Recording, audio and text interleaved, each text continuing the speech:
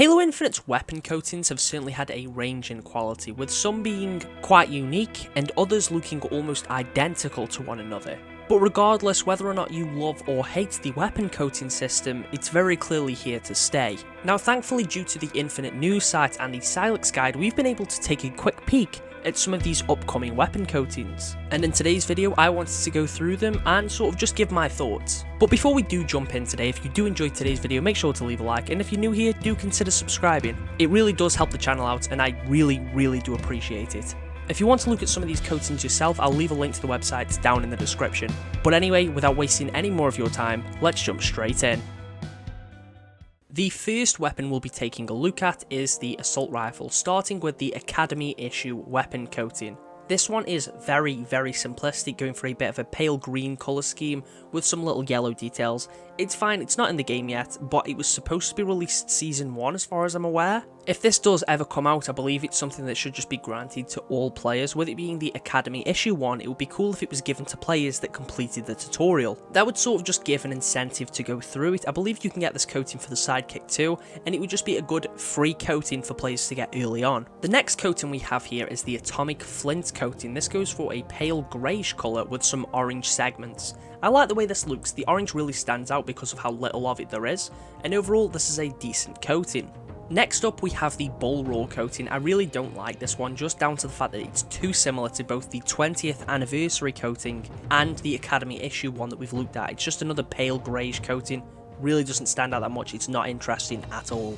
Obviously some people might like this and might like these duller coatings, but considering there is two that are almost identical to it, I'm really not bothered about this one. The next coating is the Grim Fortress one. This is a chrome material with some blue details. Now you might remember that I spoke about the Grim Fortress entrenched coating in my last video covering the armor coating leaks. I think it's safe to say that this weapon coating will be included in that bundle, and I really like how this looks on the Assault Rifle. It's nice to see some coatings made up of different materials. This chrome one really stands out, and the blue details are a nice addition. Next up we have the Hammer Dream coating. This is one of the most unique ones we've seen yet. It is very bright and colourful, being mostly made up of a cyan colour with red and yellow details. It honestly reminds me of a water gun, and that's, you know, it's kind of cool. I like this. Outback Storm is the next weapon coating, and this one's definitely an interesting one. It's sort of this sand colour.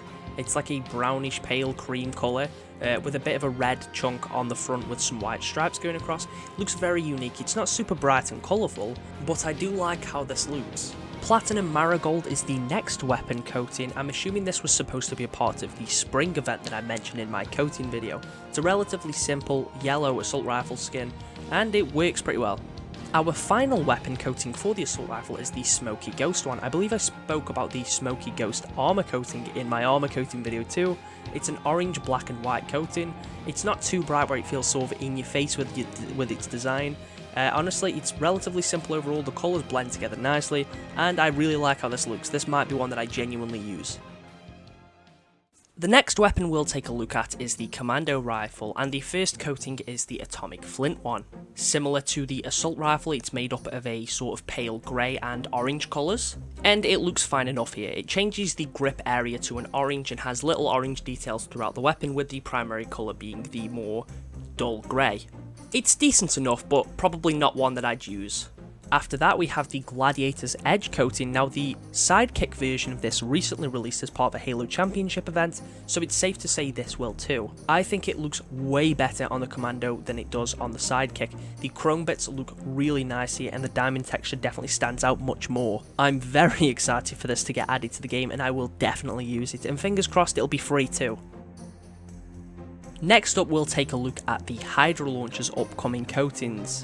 Again, there's only two here. We have the Atomic Flint one, which is another white and orange one. It's decent enough. It's nice to see coatings for the Hydra. It's just a shame there really isn't many. And there's also the War Master's Prize one.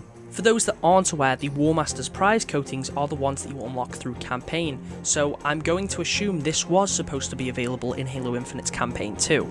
It would be cool if this was released alongside co-op, or maybe as part of some upcoming DLC. Now we'll be taking a look at the upcoming coatings for the Sidekick. First of all, both the Academy issue and Bull Roar ones are here. I've already really described how I feel about them for the Assault Rifle, so I don't feel like I need to go over them again, but I will show screenshots of both on screen right now. There's also the Atomic Flint one. It actually looks a lot better on the Sidekick in my opinion. I like how the orange is just the little stripe going down it. I think it looks pretty clean. We also have the Halide Storm one. I really like this. The variety of blues look pretty sweet, and this is another one that I might genuinely use. We also have Hammer Dream here again, and I really think it looks great on the Sidekick. The red stripe really stands out overall, contrasting with the blue coating, creating something that does look quite unique. Platinum Marigold is also present for the Sidekick. It looks fine here. I'm assuming again this was probably part of an Easter event that just never released. We also have the Raven Smoke one, and as far as I'm aware, the Raven Smoke coating is the one that will come with the Locust bundle. I don't know if the weapon coatings will be included in that bundle, but it's safe to say they'll release at a relatively similar time. And finally we have the War Master's Prize one. I'm super disappointed this never came out with the campaign. I would have really loved it if it was there, but again, with it being a War Master's Prize one, I am going to assume it was supposed to release alongside the campaign. Unfortunately, the Sniper also only has 2 weapon coatings, and these are the Atomic Flint and the War Master's Prize coating. They both look pretty solid. War Master's Prize, again, should have released with campaign. It looks like it would have been for every weapon, but we only got it for a select few, which is really odd. Next up we have the Bulldog, and again there's only 2 coatings here, which is unfortunate. It seems like a lot of the weapons really don't have much going on. One of these is the Atomic Flint coating. I've already spoke about this enough by now, so I don't really need to go over it again, but the Halide Storm one is also coming out for the Bulldog, and I really like how this coating looks. Its coloration really reminds me of the ocean, and I think that's kind of cool. The Rocket Launcher only has 1 coating, and that's the Atomic Flint one. It looks pretty decent here, but again, it's just disappointing that this is the only one coming out for the Rocket Launcher. Now, we can definitely say that Atomic Flint will more than likely release in a bundle that will give you the coating for all of your weapons, probably costing between 400 to 800 credits. Maybe it'll come with some other stuff, which would be interesting if that's the case, but it really doesn't seem like that will be the case. But with that out of the way, I guess it's time to move on to the final weapon, the Battle Rifle. The Battle Rifle has a lot of upcoming coatings, probably an equal amount to the Assault Rifle. It might be a little bit more, might be a little bit less, I'm not too sure. But first of all, it has the Atomic Flint one. This looks pretty sweet on the Battle Rifle. I like the way that it's been laid out. I like where the orange bits are and where the white coloration is. Gladiator's Edge is also coming to the Battle Rifle, so it's safe to assume that this will be part of a Halo Championship event. It looks awesome on the Battle Rifle, and again, I will more than likely use this, and I'm excited for it to release. We also have 2 other Halo Championship related coatings coming for the Battle Rifle. Technically there's 4, but 2 of these are already visible in the menu.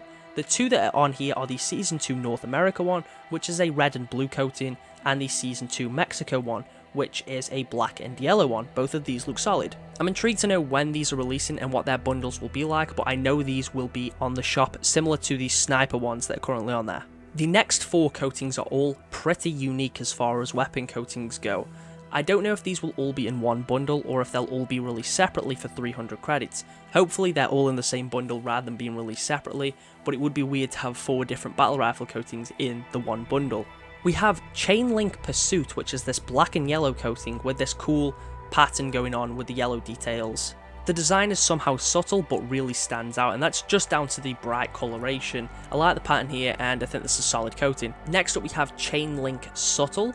This one is a grey and yellow one, but the yellow is much more minimal here. This is another decent Battle Rifle coating, but I don't like it as much as the last one. After that we have Chain Link Synth, which is pretty similar to the first Chain Link one, but rather than yellow, it's got purple pattern.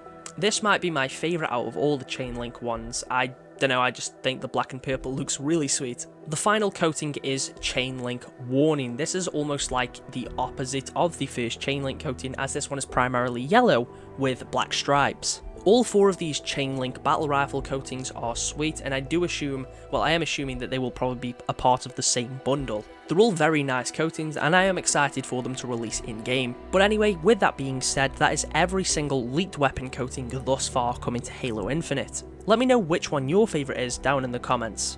On that note, if you did enjoy today's video, make sure to leave a like, and as I said, subscribe if you're new here. Thank you for watching, and I'll catch you all in the next one.